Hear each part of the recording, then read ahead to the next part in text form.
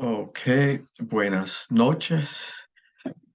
Uh, so tonight we are going to look at chapter 11, okay? For those of you who have taken um, Spanish 102, this course will be very similar because we're going to stay with the same textbook. And now we finished off in 102 in chapter 10. So now we are going to look at chapters 11 through 15 in chronological order. And as you may remember, we will have a Zoom lecture for every chapter. So we're starting off now on chapter 11. And we will refer to our textbook, and I'll try to point out what I think is important for you to know in the unit to do well on your homework and also to do well on your exam. Okay, so let's take a look at chapter 11. Again, if you recall from last semester, the chapters are divided up in comunicación. So different phrases, ways of speaking that relate to the content of that particular chapter. In this case, we're going to be looking at la casa, your home, and chores around the home, furniture, rooms. So that's the focus of this particular unit. Then the next section that we'll look at is vocabulario, okay? And then finally, estructura or grammar. And those are the areas that your homework and your tests are going to come from. So let's begin and take each chapter begins on page 320. And let's just move right on here to comunicación. Okay. So comunicación begins on page 321. And again, as you recall from last semester, they'll give us phrases that are related to the content of that particular unit. This is very simple stuff, but it's good to go over it and make sure you are aware of exactly what they want you to know. So let's move on. We'll skip over the first exercise, and I ask you that you go through all of the exercises they have here. I'm focusing in on more of the specifics of each one of these sections, but please look at the different exercises that they give you and descriptions. But the idea in comunicación, the first thing they really want you to know is to know how to say welcome. You're welcome, okay? And so we use the term bienvenido. Okay, and notice it's an adjective, so it can be masculine or feminine, masculine singular or masculine plural, feminine singular or feminine plural. So bienvenido, bienvenidos, bienvenida, bienvenidas. It depends upon the gender of the individual or individuals that you're directing your welcome to. Just be aware of that. What else? You can tell somebody they're welcome by using the verb ser. You are welcome. So you could say to a female friend, usted es, or tú eres, or usted es bienvenida. Okay, a male friend, usted es, or tú eres bienvenido. Okay, and then how do you say to welcome somebody? How do you welcome someone? Well, we use the verb to give a welcome or to give the welcome, and we use the indirect object pronoun. So I welcome you would be yo te doy la bienvenida. Or if you are giving it to someone using usted or some other person, you would use le singular or les plural. Yo le doy la bienvenida a usted, or yo les doy la bienvenida a ustedes. So it does require the use of the indirect object pronoun. Okay. Normally, you'd probably be using te, but you might be using le if you were in a formal situation. That's basically it. They give you a little exercise down here again, just to reinforce this idea that bienvenido is an adjective, and you must adjust the word bienvenido to either masculine, feminine, feminine plural, or masculine plural, depending upon the audience or the people it's addressed to. So you notice in the first picture here, it's bienvenida, señora, she's female. In number 2, it's, let's see if they give it to us here, because sometimes, so for the señor, it would be bienvenido. Here's a mixed group, so male and female, it would be bienvenidos, masculine plural. A group of women, bienvenidas, and a female is bienvenida, would be normally the way that this is done, okay? All right, what else? Okay, so since this unit deals with the home, you might want to be able to say welcome, or I welcome you to my home. So that's one of the reasons why they use this concept of welcome and bienvenido in this unit. The next one would be pasa, okay? Pasa, it means basically come on in, okay? You could use venir, but pasa, pass inward, pass, come on in. And so that's what they want you to see here. But they give a series of commands, actually, that you might use when you're at home. And these are commands, polite commands that you might give. That's all we're doing here. And if you recall, what they're doing here are giving commands, mandatos, and please review this. In chapter 10 that we finished with last semester, it was our last chapter, we learned all of the commands. Please look at the commands and learn them, okay? Or review them, is what I should say. These commands are on page, let me see, tell you where they are. They're in chapter 10, okay? And they're in estructura of chapter 10, okay? So please look at these commands. Just review them quickly. The commands are on page 304. There are the 2 commands, okay? The 2 commands. Okay, and those are on page 304. And remember, the 2 commands can be positive, okay? Eat more, or don't eat more. So there's the positive and the negative commands, and they form differently for 2. And then if you continue on, there are also the usted or formal commands, okay? Those are on page 309. So your usted, singular, and ustedes, plural, your formal commands. Please look at those. They are the same whether it's a positive or negative command. Just review that information, because we're going to be getting the estructura, and it's going to review or repeat some of that stuff.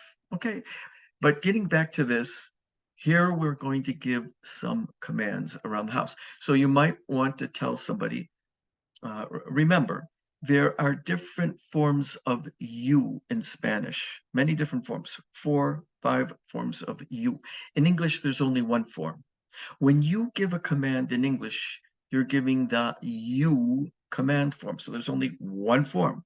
But in Spanish, which you are you using? Are you using the to form? Are you using the you for friends and family? Are you using the usted form, the formal singular you? Or are you using the plural you form, ustedes? And there's even a vosotros form, which we're not going to worry about here. So you might have the plural ustedes form. And each command forms differently. Make sure you review those rules. And I told you they're in chapter 10, okay? Take a look at those. But let's take a look. So For two, if you want to tell somebody to eat more, you might say come más. Okay, how does the to command, the positive to command form, just for quick review? It is the same conjugation as is used in what? The él, ella, or usted present tense form of the verb.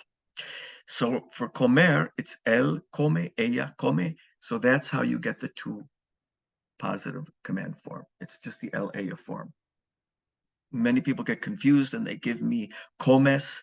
No, it has nothing to do with that form, with the to present tense form of the verb.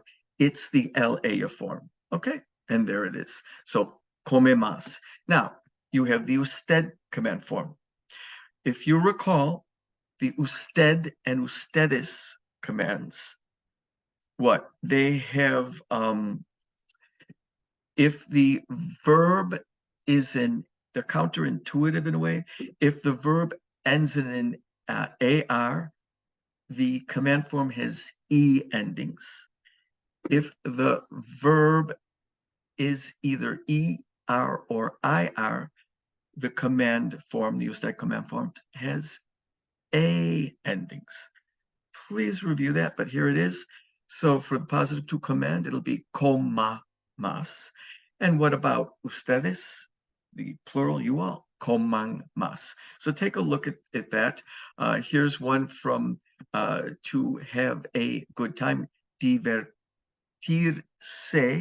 is a stem changing verb. It's related to the word diversion in English. So diviértete. Have a good time. Notice, okay, divierte. Okay, so divertir will be in the LAF form, right? That's where it's derived from, present tense. It'll be divierte. It ends in an E, so it's diviértete. Now, divertirse will have an A ending, it's right, for the usted form. So it's diviértase. And for ustedes diviertanse. All right. Notice also when we give a command, we put the pronoun, the reflexive pronoun, we attach it to the end of the command. I'm getting you ready for what we're going to learn a little bit in the grammar section. And then here's some more commands. Pasa if it's to, pase if it's usted, and pasen if it's ustedes. And here's the verb to sit down. Okay. So it'll be siéntate. It's an AR verb, so it'll have an A ending with the to command, but now it'll change to an E for usted. Siéntese, and our reflexive pronoun goes attached to the end. And then you all will be siéntense with your pronoun attached all the way to the end. And you can look at the next one on your own. So here we have a very formal situation. So for example, I would say in this particular case, this particular individual, okay, the secretary is going to tell the gentleman, it's a formal work, he's going to be using the usted form of pasar, and we'll say pase in B, just to give you, because you will have some of these on your test, you'll have some photographs, you have to pick up on whether you use usted, to, or the plural form. Look at the next one, okay.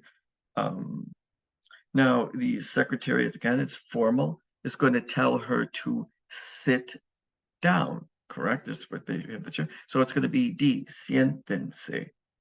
Okay. And then in 3, again, we're going to be at a banquet of some sort, and they're at a banquet table. So the waiter is going to tell them in the ustedes form, right? The ustedes form, sirven, okay? I'm sorry, sirvan. It's an IR verb, so it'll have an AN ending in the command. Sirvan, say E. And I'll let you look at the rest of those. But make sure if you're given a photograph and a selection of commands, you would know which one to choose and why. Okay. All right. And then again, take a look on page 324. Again, how are these people going to give a command, a polite command? You're going to tell, these are obviously college roommates, they're going to use tú with each other. So it'll be siéntate, okay? And I told you, you always put your reflexive pronoun at the end. You attach it to the end of the command. That's just how it's done in Spanish. Now, here, these are friends, right? But it doesn't matter. You're going to have to use the ustedes command because it's more than one person. So it's going to be pasen. Come on in, guys. Pasen. En. And in the next one, again, it's informal. So one friend's going to say the other, pasa, right? Pasa. You're going to just use the tú command form. All right. So make sure that you can do these. Is it a plural situation? All right. Is it the formal you usted or the informal tú? Okay. All right. Let's move on here. So you will have some of these on your exam. Okay. Then let's take a look here. Okay, so I think that does it with comunicación, and I probably spent more time than I should have on that, but I just wanted you to be get ready for the grammar part at the end, which involves commands. Okay, now you have the vocabulario. What do you think the vocabulario is going to be about? It's going to be about the home, la casa y los cuartos, and the rooms, cuartos. Related to the word quarters in English, we have very similar roots to a lot of the Spanish language because both languages have strong Latin roots. Okay, so cuartos, rooms. And then please look through the vocabulario, no los cuartos of a home. Okay, so the living room would be el salón or la sala. The bathroom would be el baño or el cuarto de baño. The word for bedroom is el dormitorio or habitación. The word for kitchen is la cocina. The word for dining room from comer is comedor. Here's a tendedero. They're giving you the clothesline, okay, where you extend out, where tender, where you tie up and dry out your clothing. Obviously, there's more words than these. Here's some words. Here we have an apartment building. The roof is called el techo. It says the word for apartment is apartamento. El edificio means building. So the apartment building is el edificio de apartamentos. Here's balcón. Okay, the ground floor is la planta baja. Here's el garaje. The sótano is the area under. It's the basement. La escalera is the stairway. Okay, and many homes and buildings may have an adjoining garden or jardín. Again, a lot of this vocabulary, I'm sure you saw in 101, but review it or learn it as it is necessary. Okay, I'm not going to go through everything here. In addition to the parts of a home or apartment and the rooms, you should be aware of los muebles, the furniture or furnishings, and los electrodomésticos, the appliances that you would have in a home or apartment. So let's look at some of them. Please go through this on your own, but un sofá is a sofa, fregadero is a kitchen sink, The word for stove, estufa. Refrigerator is un refrigerador. the bathtub, la bañera, okay? Now the other sink, the bathroom sink is un lavabo. So we have un lavabo, or lavamanos is another word for the bathroom sink, or fregadero for the kitchen sink. Bed is cama, la cama. Espejo is a mirror. You'd find it where? In el baño, at least in your bathroom you would find it. Here's an armario, and an armario can be an armoire or a built-in closet. Okay. Here's a mesita de noche, a night table, a lamp, lámpara. Very important electrodomestico is the lavaplatos dishwasher. Okay, here's a sillón, an armchair, a shelf or bookcase, estante. The shower in your baño would be una ducha. There's the actual TV set, el televisor. Here's your vacuum cleaner, aspiradora. We would pasar la aspiradora en el salón. So we vacuum the living room. Pasamos la aspiradora en el salón, or pasamos la aspiradora en el dormitorio. We vacuum the bedroom. Here's the word for toilet, el inodoro. And here's the word for washing machine, from lavar to wash, lavadora. And the microwave, microondas. Okay, just real quickly, this is some basic vocabulary that you should be familiar with around the house and home. And these would be domestic chores, or the chores, the what to do's. Quehaceres are your chores. So what are typical chores around the home that you might participate in? Here are the verbs and nouns necessary to describe them. Barrer el piso is to sweep the floor. Hacer la cama, to make the bed. Lavar is to wash los platos, dishes, or suelo is the floor. Limpiar is to clean. Pasar la aspiradora is to vacuum. Sacar la basura. Basura is garbage, to take out the garbage. And sacudir, quitar, or sacar el polvo is to dust. Polvo means dust, so you could sacar el polvo, you could quitar el polvo, or you could sacudir el polvo. Just good words to know. Now,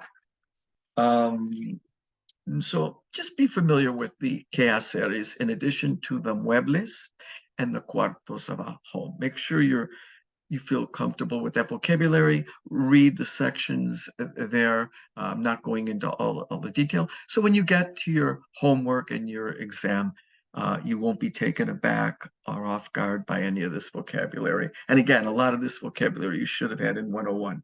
Now, let's move on. On page 327, towards the bottom of the vocabulary, there are often little cultural things in each chapter, and I'll try to highlight the ones that might come up on your exam. So this conéctate al mundo hispano, connect yourself to this Hispanic world. And notice conéctate, it's from conectar.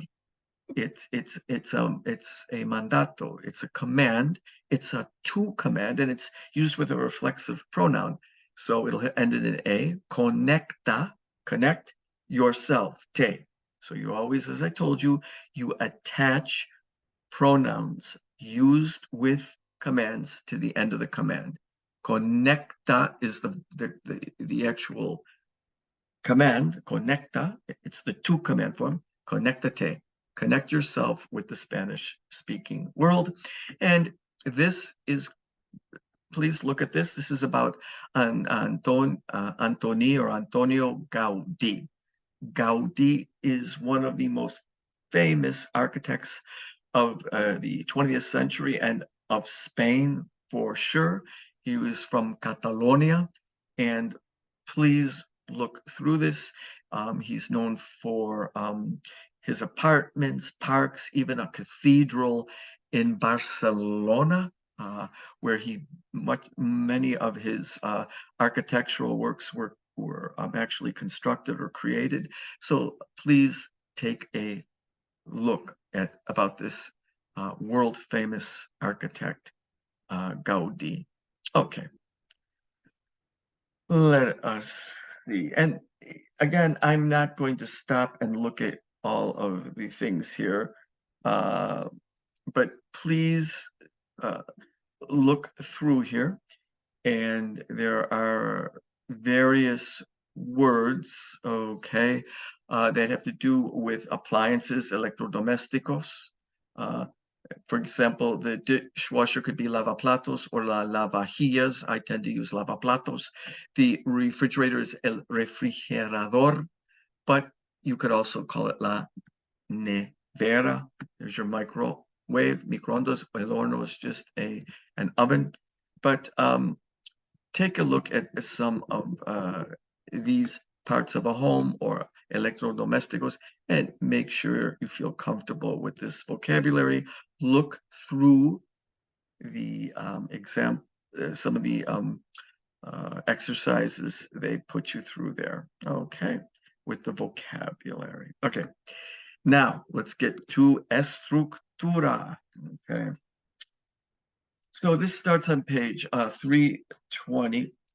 And again, if you recall, we're going to look first at the present perfect tense. And as you recall, they'll often start out with whatever the grammar concept is and use the new grammar with you without explaining it to you, and then they explain it. Let's go down to the explanation.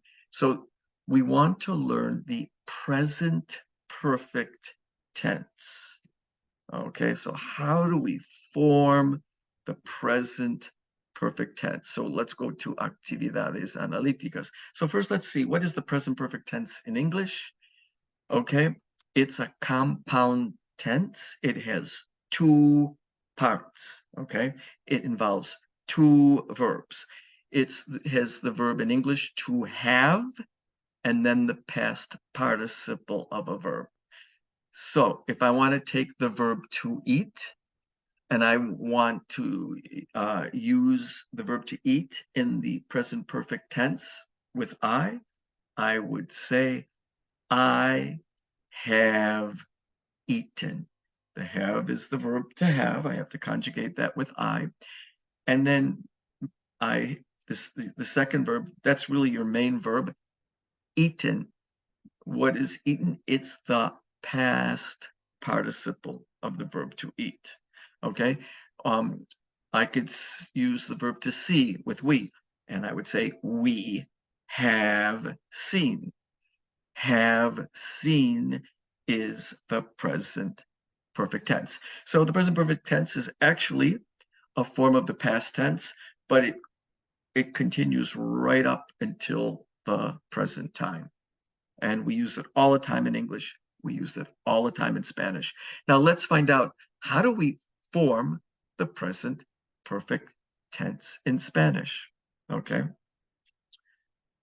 Okay.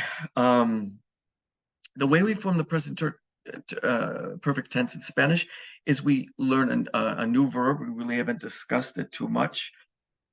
It's haber, haber, and it means to have. And it doesn't mean to have like tener, to hold on to something. It's a verb we use when conjugating verbs in Spanish. I have eaten, I have seen, I had been there last night. It's that verb. It's used when forming verb conjugations. Haber. It's very easy to conjugate. So you need to sit down and learn how to conjugate the verb haber in the present tense. All right, which unfortunately your book didn't do here, but I'll do it for you the best I can in this chart below. So it will be yo a. It's spelled H-E. All right, to us, H-A-S, L-A-H-A. Okay, nosotros will be hemos, H-E-M-O-S, forget about vosotros, and ustedes and ellos will use han, okay, H-A-N. There will be an H in all the conjugations, but of course the H is silent in Spanish. So please learn how to conjugate the verb haber, okay, in the present tense. Okay, so yo he, tú has, has, él ha, he, nosotros hemos, hemos, and ellos or ustedes han, han. Okay, that's half the battle. So now we know how to conjugate the verb haber. So now we can say we have, they have, I have, you have. So we've done half of the present perfect tense. Now, the next thing we have to learn is, well, I had told you that in English, the present perfect tense is the verb to have, conjugated, plus the past participle of your main verb. How do you form the past participle? Let's take a look. And it will show us here. Give me a second. Okay. Okay, so how do you form the past participle of a verb? If you have an AR verb, and I wish they had filled it in here, but we'll do it now. For AR verbs, and you got to know if you have an AR, ER, or IR verbs. Again, remember in Spanish, verbs either end in AR, ER, and IR. If you have an AR verb, how do you get the past participle? You get the stem of the verb, and you add on the suffix or ending ado.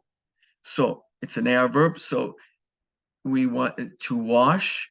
Now the past participle would be washed. So that's will be lavado. The stem is lav, and I end on ado, lavado. So right here, the participio pasado would be ado, ado. What about ER verbs and IR verbs? This is good. They form the past participle in the exact same way. You take the stem of the verbs, and this time you add on ido, IDO. So you can put an IDO here and an IDO here. So I have eaten would be yo he comido. Okay, eaten would be com, the stem, with ido. What about salir, to go out or to leave? Okay, I want to say I left. It would, okay, so left would be salido. I have left is yo he salido, so it's ido. That's basically all there is to it. Okay. Now, this is very important. It's very easy to form the past participle. Again, if it's an AR verb, take the stem of the verb and add on ado. Okay, so worked would be trabajado. Yo he trabajado. I have worked. If it's an ER verb, okay, like tener, it would be tenido. Yo he tenido. I have had. If it's, so you put an ido ending on ER verbs. And if you have an IR verb, like vivir, you put ido also on the end of the stem. Yo he vivido. Now, but there are some verbs. Please look at these and commit them to memory. Decir, escribir, hacer, morir, poner, and ver. These past participles are irregular. You just have to memorize them. So the past participle of decir is not decido. It don't exist. It's dicho. So I have said is yo he dicho. We have said is nosotros hemos dicho. They have said is ellos han dicho. Escribir es escrito, not escribido. Just learn it. Ella ha escrito. Nosotros hemos escrito. Hacer, I don't know why they didn't write it here, but it's hecho. Very important word. It means made. Hecho. Hecho. So yo he hecho. I have made. All right. Muerto. El rey ha morir is muerto. El rey ha muerto, not morido. Poner, to put or place. ¿Dónde has puesto la llave? Where have you placed or put the key? It's not ponido. And ver is visto. Okay. I've seen the king. Yo he visto al rey. Okay. You have seen the king. Tú has visto al rey. Okay, finally, you know the verb, the word I, there is, there are, right? We had the past tense, the preterite, hubo, there was, there were, había, there used to be. Well, you can also put haber in the present in the present perfect tense, and there have been. And you just say ha habido, ha habido. Okay. So let's take a look. Ha habido un cambio en el horario. There's been a change in the schedule, and ha habido muchos rumores. So just take a quick look at that, but I just wanted you to be aware of it. And again, you can look at the little box here on the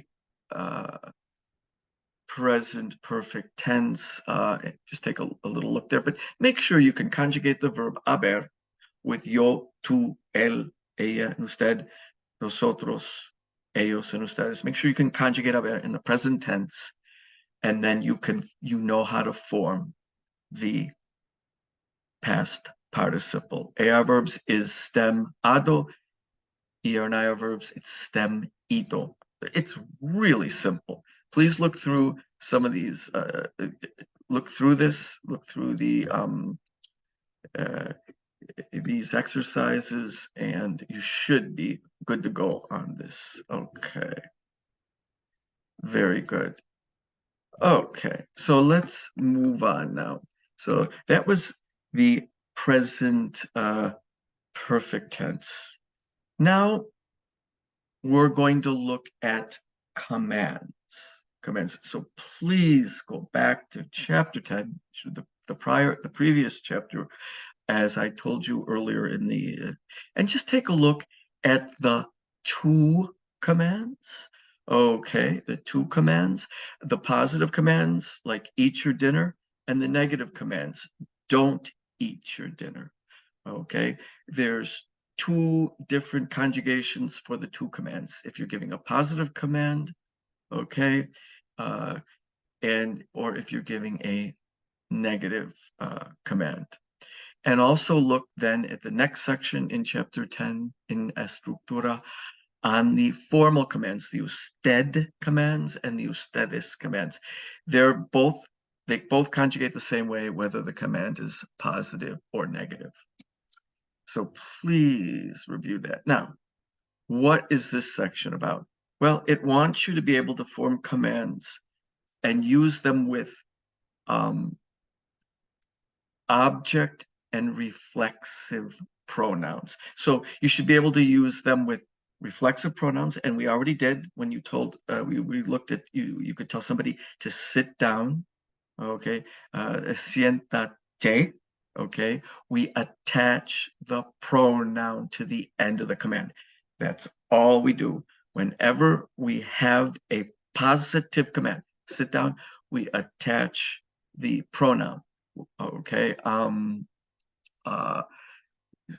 we attach it to the end of the command form, whether it's a to command, an usted command, you just attach the pronoun to the end of the so here's an example. You want to tell somebody to sleep, you're going to give a to command, right?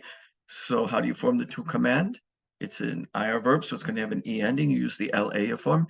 Duerme, but it's also reflexive, so duérmete, you attach it to the end. Now here's an indirect object. You want to tell someone to serve the cereal to the brother.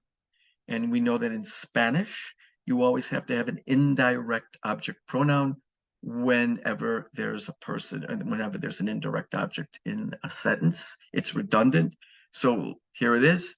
You're going to tell your brother in the to form, sirve, that's the command, sírvele el cereal a tu hermano. Serve him the cereal to your brother. Okay. All right. So we attach the what do you call it? The pronoun, whether it's an indirect object, a reflexive pronoun, or a direct object, we attach it to the end of the command. Now, what if we have a negative command? Okay. Okay. Now it's a little different. Okay. And this is the same for usted and tu commands. You're going to, so you might tell somebody, don't serve him the cereal. So you would put a no, and then you, after the no, you start out with what? The pronoun, either the indirect object or the direct object or the reflexive pronoun. So you would say, don't serve him cereal would be no le, and sirve el cereal. So you would put the object pronoun, whatever it is, or the reflexive pronoun, out before the command. So here we have a positive command, sírvele el cereal, we attach it to the end, but when it's negative, no le pongas demasiado azúcar. So don't give him too much sugar. Don't put on too much sugar for him or to him. Notice now the le comes out before the command. That's all there is to this unit. All right. Here's the case where we're telling somebody, don't serve yourself. So no, you start out with no, then you put your reflexive or your pronoun. Here it's a reflexive pronoun. No te sirvas. Don't serve yourself. Okay. Don't sit down. No te sientes. Okay. But if you were giving a positive command, you would say siéntete, and you would attach the reflexive pronoun to the end of the command. So attach the pronoun to the end of the command when it's a positive or affirmative command. Put the pronoun right out before the command when it's a negative command. Start out with no, your pronoun, and then your negative command. I'll let you look through the rest of these. That's basically what this unit is about. Okay, so make sure you go back to chapter 10, learn your informal commands. That just means two commands, remember?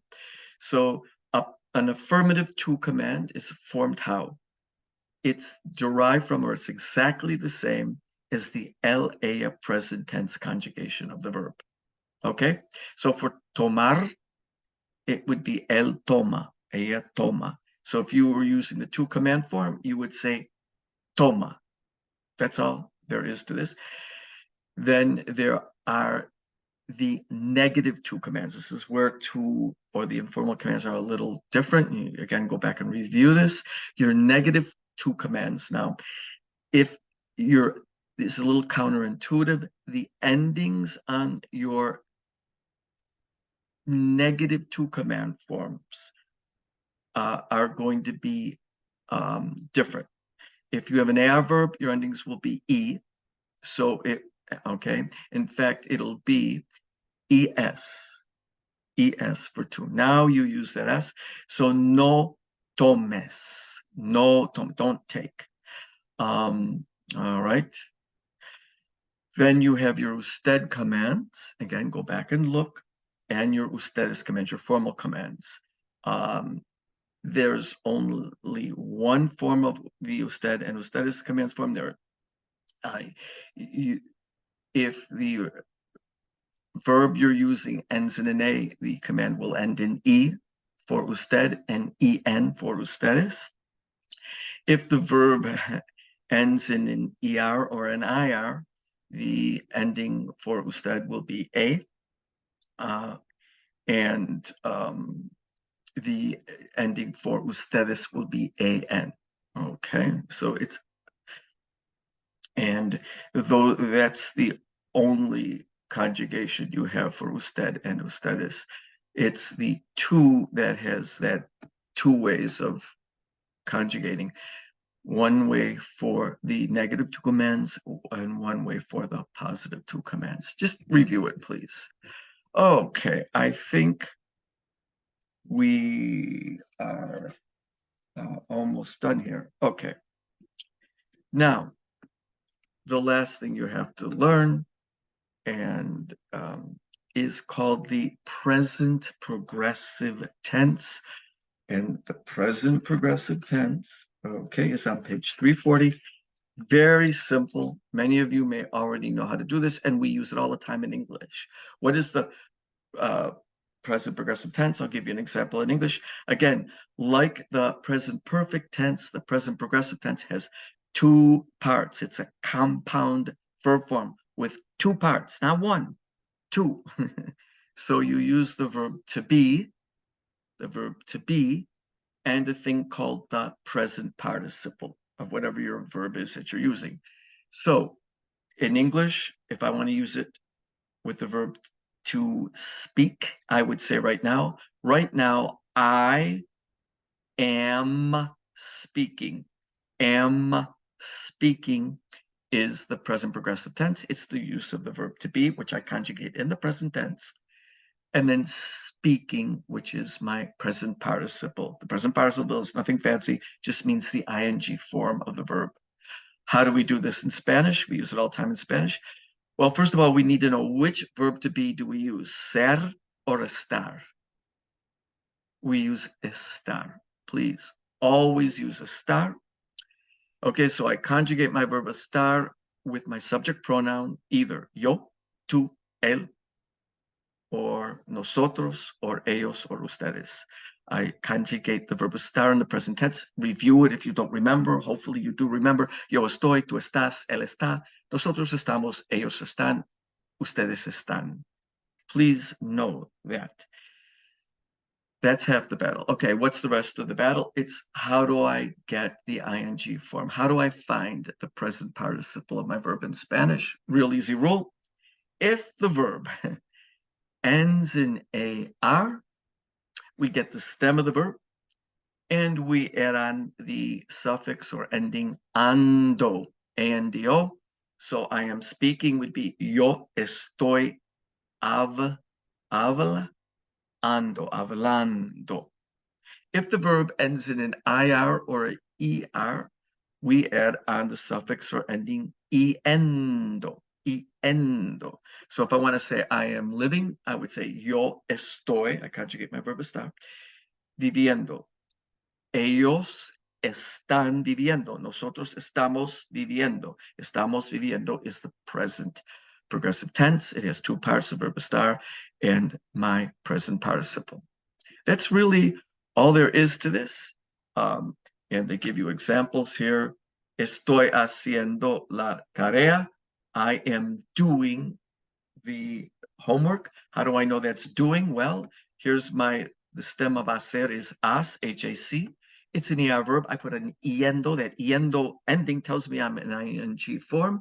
So estoy haciendo la tarea. I am doing the work.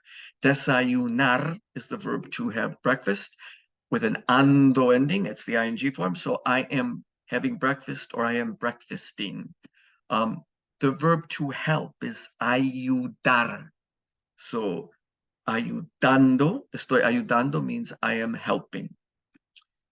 Llegar is to arrive. I'm arriving is estoy llegando. So please take a look at this. We're watching or seeing television is estamos viendo. The verb is ver. I get the stem. It's a V. I add on yendo to get the present participle. Nosotros estamos viendo televisión. It's as simple as that. Please look through these. Okay, now, please take a look at two here verbs that end in IR with E as the final vowel in the stem. These are some little spelling verb changes or spelling changes in when you form the present participle. Change the vowel I in the present participle. Change the vowel to I. So here we have, these are stem changing verbs, decir, pedir, seguir. Remember, the stem goes from E to I when you conjugate in the present tense. Ella dice, él pide, okay, tú sigues. So for these particular verbs, when you go to form the ing form, like decir would be saying, pedir would be requesting, seguir would be following, servir would be serving. The E will go to I. So yo estoy diciendo, I am saying. Estoy diciendo mi nombre, I am saying my name. It's not diciendo, it's diciendo. I'm requesting coffee or ordering coffee. Estoy pidiendo café. I'm following you. Yo te estoy siguiendo. I'm following you. I am serving myself. Yo me estoy sirviendo. So just be aware of that. And notice that for dormir and morir, these are also stem changing verbs in the present tense. There will be a stem change in the when you go to form the present participle for IR verbs with an O in the stem, it goes to you. So I am sleeping is estoy durmiendo, not dormiendo, but durmiendo. And the same for morir. Just take a look at these. These are spelling changes. I don't want to get too hung up on it. And then here's one more spelling change.